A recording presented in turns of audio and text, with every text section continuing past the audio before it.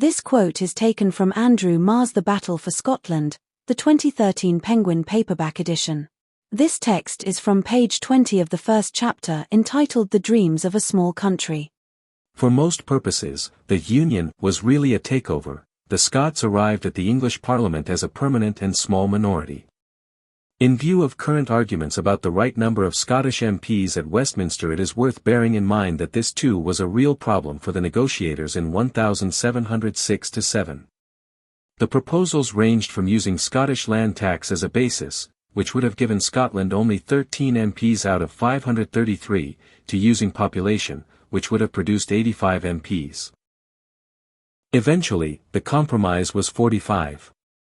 None of this was lost on Scottish opinion at the time. After the details were published in Edinburgh, an anti-unionist Jacobite, Lockhart of Carnwarth, described the mob's attack on the house of one of the men who had agreed the treaty. They threw stones at his windows, broke open his doors and searched his house for him, but he, having narrowly made his escape, prevented his being torn in 1,000 pieces. From thence the mob, which was increased to a great number, went through the streets, threatening destruction to all promoters of the Union, and continued for 4 or 5 hours in this temper. Lockhart wryly commented that the pro-Union courtiers had until then affected not to believe the people were against it, but the rioting had made it evident that the Union was crammed down Scotland's throat. Nor was this merely the slanted account of a staunch nationalist.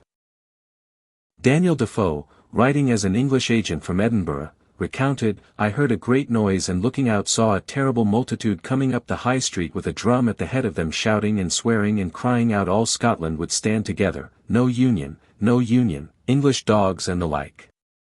Nor again was it only the Edinburgh mob. There were riots in Glasgow too, and in the final stages of the parliamentary debate anti-union petitions and addresses started to flood in from across Scotland, first from Forfarshire, then Stirling and Dumbarton, then Wick, Dunblane, Lochmaben, Peterhead, on and on and on. Eventually about 90 protests arrived, so many that one earl suggested they ought to be used for making kites. And in the first years after the Union the fears of the Scots, which had been paralleled by scenes of joy in England when the Union was agreed, seemed to be borne out.